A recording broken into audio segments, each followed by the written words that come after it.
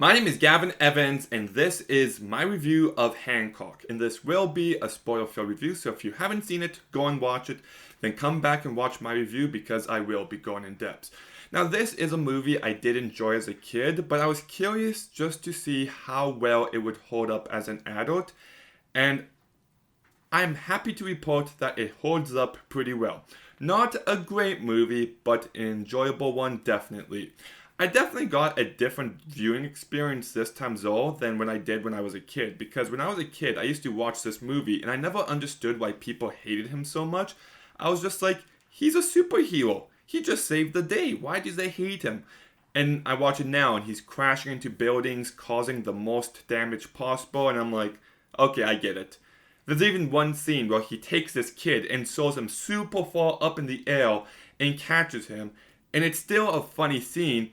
But now it's just like, oh, this is such a garbage person. But anyways, one thing I did notice about the movie is that one of the writers is Vince Gilligan. And I'm just like, wait, is it that Vince Gilligan?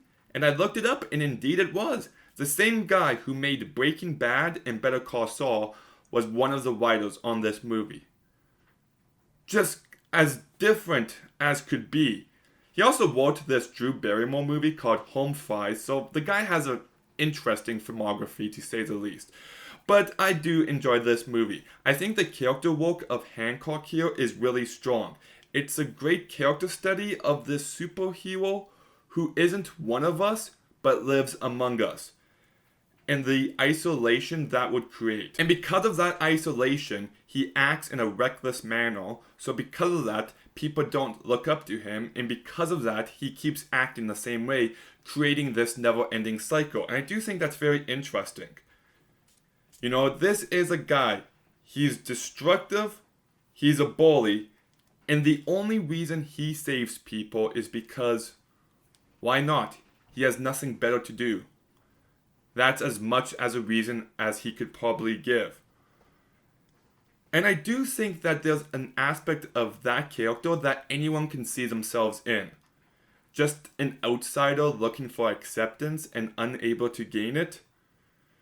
Or someone who's on a destructive path trying to be good. And then this character Ray comes along and makes him realize what he could be.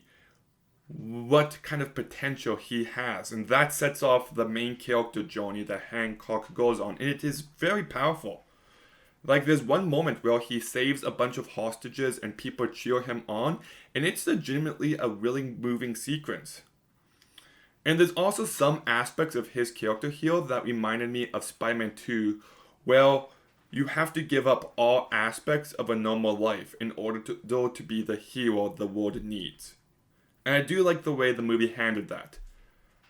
I think by the end of the movie and the person he's become by the end of it, you do feel emotionally moved by it. And I think a great way to show just how far he's grown in the end is the way he flies.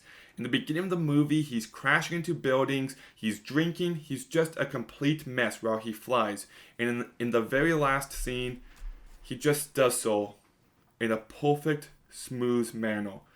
That he's fully gained control of his powers and he has a purpose now. And I loved seeing that. And the music by John Powell that plays in that final scene just adds so much more emotion to it. And it really is an incredible note to end this movie on. I also think Will Smith does a fantastic job of playing this character.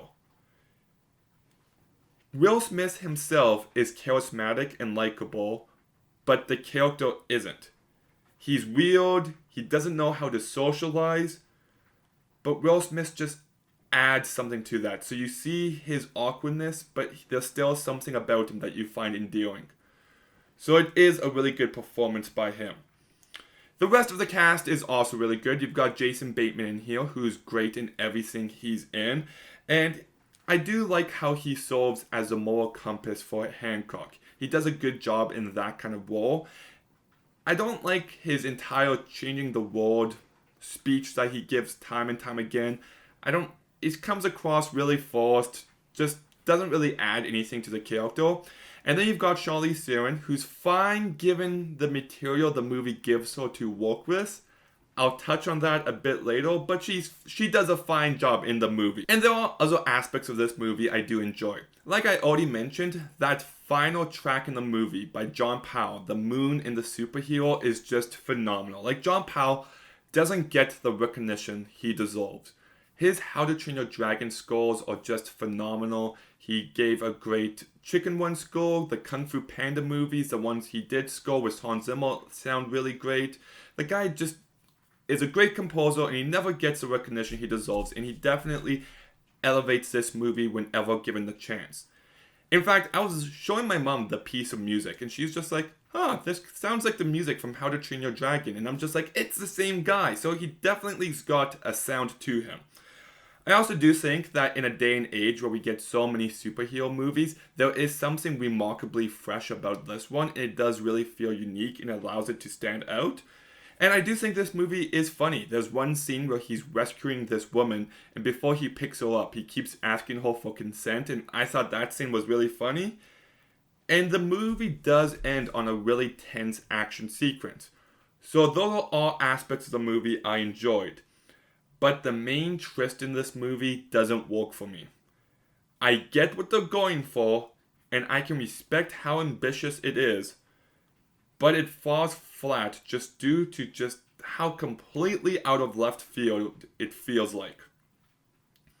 Like, Charlize Theron's character having powers isn't built up to at all.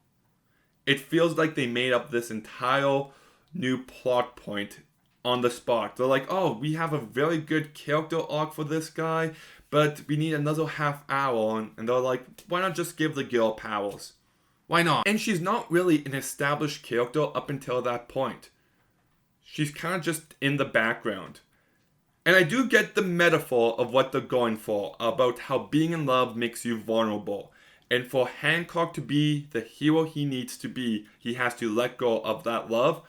But it doesn't work because there was no sense that Hancock actually loved her. We get told that he loves her, but you never feel it.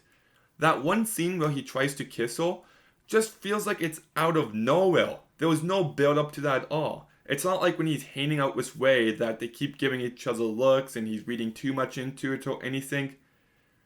So the whole romance doesn't work, and then them fighting just seems so incredibly forced. Like, they're talking and then she says something and Hancock's just like, you know what, I'm gonna go tell Ray, and then they just have a big fight. It really does disrupt the flow of the movie. And I do wish in the end of the movie they did address her immortality while being with Ray and her son, about how one day she'll outlive him. It could give the characters an interesting aspect of the isolation that Hancock feels and how one day she'll feel that too. They could have done a bit more with it, so the twist doesn't work for me. Some other negatives I have with this movie is that it kind of goes with the twist, but the whole lore and mythology needed to be more fleshed out. It needed to be present throughout the entire movie. If there were these gods, it would have been nice to know that stuff from the very beginning. The CGI in this movie doesn't hold up. The final flight at the very end of the movie looks great, but the flying in the very beginning of the movie looks like bad CGI. Obvious green screen just doesn't work. In the big fight in the city, the tornadoes and everything, they look really fake. That doesn't work for me. The third act villains do feel really random. Like, I wish they were built up to a bit better. I know we've seen them in the movie before that point, but they just kind of felt like throwaway characters, and I'm like, oh, they're the big villains? Okay. In the ending, it is kind of weird how he's literally dying 1 second, and then all of a sudden, he's better. And I do not like the camera work in this movie at all. It has a very documentary-like feel to it, and it doesn't work. There are certain shots that just reminded me of The Office, and I kept expecting Will Smith or Charlize Theron to look at the camera and be like, it doesn't fit for this kind of movie at all. And one final complaint I'll say is that I do think this movie should have been much longer. That way you could still go for that twist with Charlize Theron, but build up to it a bit better. flesh out the lore and mythology behind these gods, and just to deliver a much stronger movie overall. I think it would have benefited from a longer runtime, but it's still a damn solid movie. The last act of this movie is forgettable to the rest of it, and I wish it was longer, but I just love a good redemption story, and this is a great one. I was shocked at just how moving I found this movie in moments.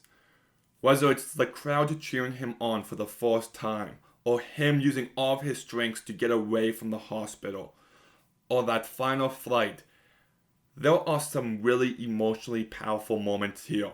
It's a very unique kind of superhero movie. The character work is strong. Will Smith gives a great performance. It's not a home run, but it's ambitious. I appreciate that, and it's really good. So I'm going to go ahead and give Hancock a 6.5 out of 10. Okay, have you seen Hancock? What did you think about it? Let me know in the comments down below. Make sure you like, make sure you comment, make sure you subscribe. Stay tuned for some more videos soon, and Gavin